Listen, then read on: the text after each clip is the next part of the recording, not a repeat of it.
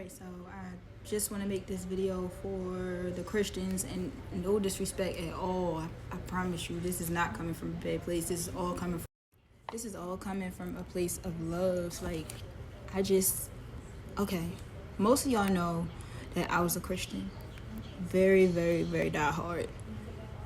Trying to convert people, trying to spread the gospel, doing a good Christian deed, living a perfect fucking life. I was a perfect Christian. Anybody that knew me knew I was the perfect Christian. So, long story short, being this perfect Christian, I had this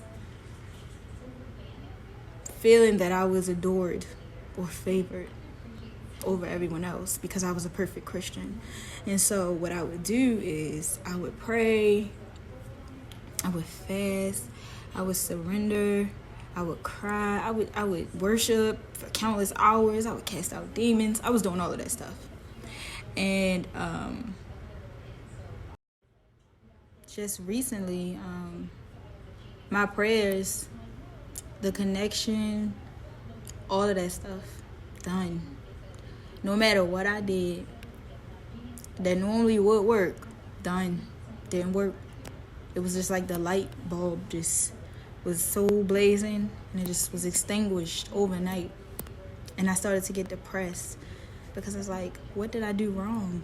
Why are you ignoring me? I didn't surrender. I gave you my life. I deny myself. I do everything you ask of me. Why is this happening to me? And yeah, so anyway, that happened. And I began to look into other things. So I said, okay, I already studied the Bible. I have books, guys. I have more books than this, but these I'm going to use in this video. But I already have piles and piles of evidence because I went hard in the Bible. I gave it my all. I'm a Virgo. I studied like I was studying for the test of my life. Went through pages, read different versions of it, took notes, all of that. And it's not, you guys are interpreting it wrong. You see, this is the problem. You're going to church because it's a tradition in your family. It's been passed down through generations, all the way from slavery, because it was forced on us. And you're going there blindly because I'm going to tell you right now, 99.9% of Christians, Hebrew Israelites, and the like, really don't know the Bible. You guys are misinterpreting it. And the reason why, especially in the black community, the reason why is because they don't want you to know what they stole from you. They don't want you to find that power that they stole from you. They had to manipulate your thinking. They had to change and make you docile because naturally we are not a docile people. If I make this person docile by taking everything they know away from them and giving them what I want them to have, I can control them better. So I'm going to make up this Jesus character. And the way I'm going to do it is by getting a slave ship named Jesus, putting them on there, and shipping them on over. Now, I do want to say, not all people that look like us are African. Not all black people are of African descent. Some of them, like myself, is a mixture of pretty much everything. Mostly Native American, white, a little bit of white, and African. So, anyway, the things that they did to the Native Americans are just as bad. And it's all for them to gain their control and power over you by stealing what belongs to you and telling you that it's evil. Stay away from divination. Stay away from witches. Witch hunts. Stay away from this. Stay away from that. That's bad. This bad. This bad. I lived my life that way for 2 fucking years. Everything around me was bad. My house was a fucking miserable place because we tried to act like we were happy because we had Jesus. But we were not. We were suppressing everything that we liked for this nigga. Well, he not. You get my point. This white guy, this blonde hair, blue-eyed man who's suddenly a black man with fire in his eyes. Cool. And he'll be back soon. Yeah. Just look at what's happening in Israel. Prophecy is being fulfilled. Oh, Jesus is coming. Ah. I'm telling y'all, you better wake up from the spell. Now, I am going to just call out a little bit of Bible verses that I have found to be true for myself that are freaking terrible. And I don't see how we overlook this, but I do. You don't read. You listen to good old pastor and grandma and mama because they've been doing it for so many years and it's so-called work for them, but they still struggling. But old Reverend, he's living a good life. That's because he's anointed. He's a chosen man of God. Bullshit. And we hold the book so near and dear to our heart. Now, if we was holding near and dear to our heart for the right things, it would make a freaking world of a difference. Unfortunately, we're not. So, I want you guys to understand that true life has nothing to do with moralities. Morals mean nothing. The universe doesn't give a fuck if you're nice. The universe doesn't give a fuck if you're bad or mean, should I say. And that's the reason why bad stuff happens to good people and good stuff happens to bad people. Because it's all in the energy that you put in anything that you do in this earth. If you go to work and you slack and you half-ass, you're going to get sent home or fired or rid up or something like that. But if you go to work and you put your all in, you might get a promotion, you might get employee of the month, some type of incentive.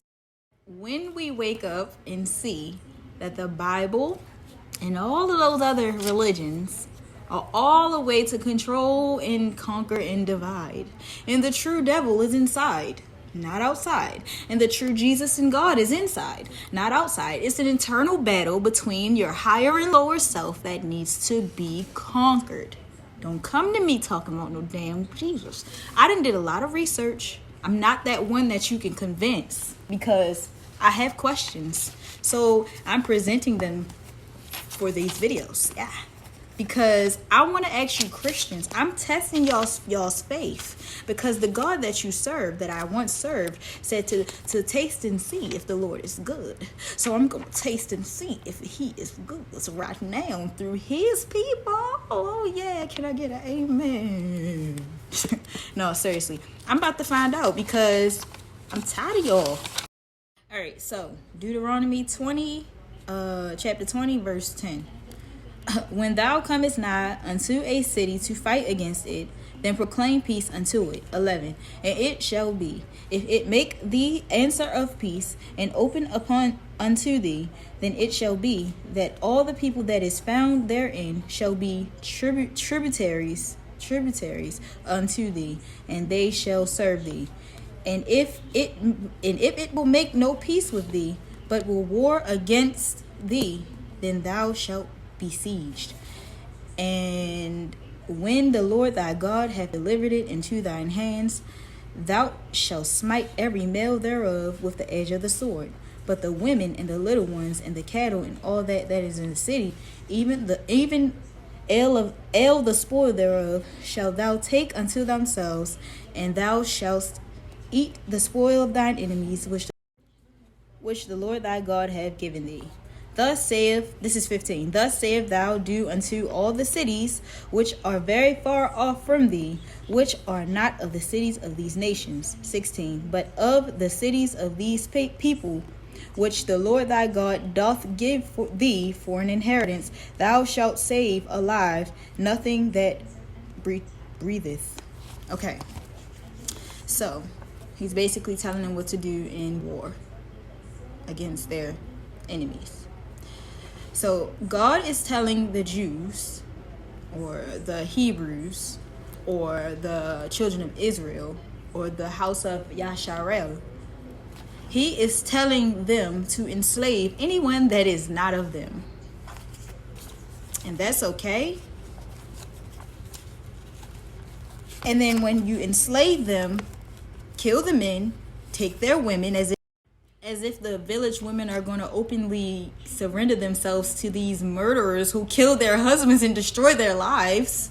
So that means they're going to be raping these women and then take their children, which 9 times out of 10, I'm pretty sure, just like in the Wild Kingdom, when a male lion, a new alpha male lion comes in and he kills the old king, all those babies that's in that pride goes with the king. Start over, clean house, yeah. So I'm pretty sure they were killing off those children. And then they took all of their stuff and ate it as they watched the dead bodies on the ground. Maybe I'm being dramatic, but that's a little brutal. Okay. Answer this question for me in reference to that. Are you okay with serving a God who justifies killing anyone who doesn't worship him? Is that okay to you? Think in your head as a human if you were. So really, we had to ask ourselves that question. Are you okay with worshiping someone with those attributes? And my answer is no. Okay, let's move on. It's Numbers 31, 7 through 18. But I'm not going to read all of it because I'm going to leave that up to y'all. I want y'all to come at me with some questions. I want y'all to start asking me stuff that I can prove that I can prove to y'all. I have what I need. I want to see if y'all have what y'all need to defend the faith that you so love, that you always try to put on other people. And it's funny because I had to be that person to see that person. I would have never saw it if I wasn't that. So I'm speaking from pure understanding, pure experience. That's real. So Numbers chapter 31, verse 7 through 18. And I'm just going to quickly sum.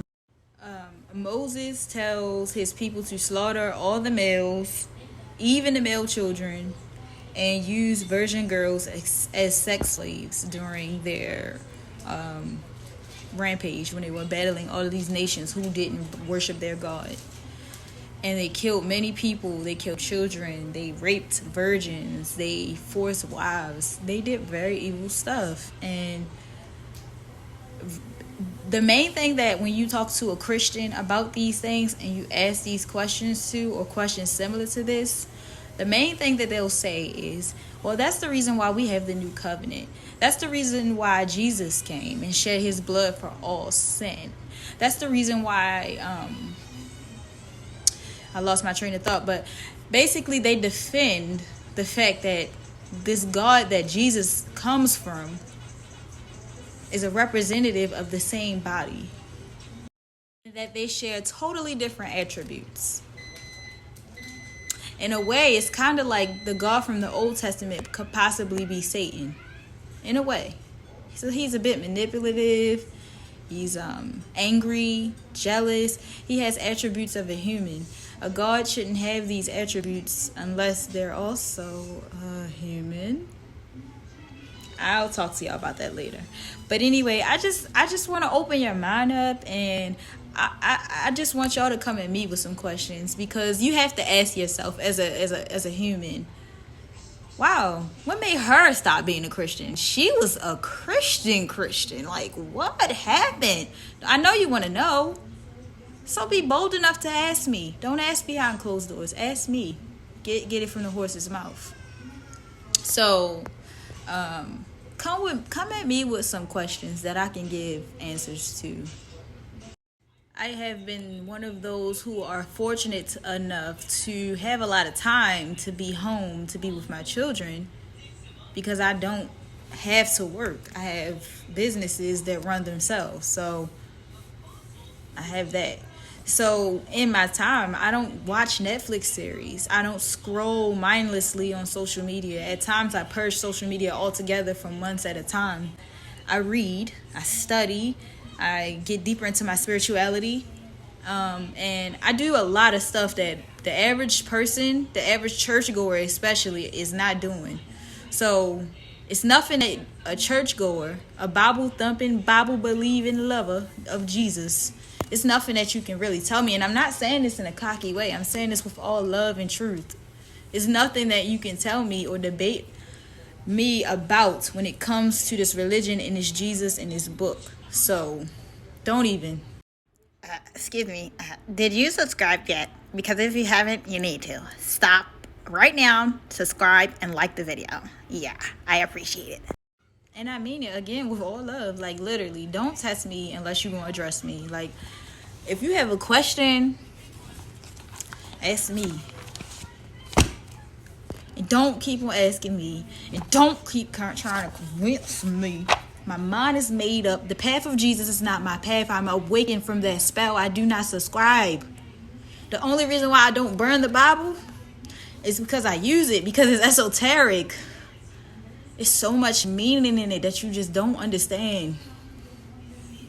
And I can't believe I fell for that. Like, what the crap? I'm not that type of person that falls for or swims with the stream. I go against it. Everybody go running that way, I go that way. So I don't even know how, and it's a serious spell. So anyway, answer those questions for me, please. And yeah.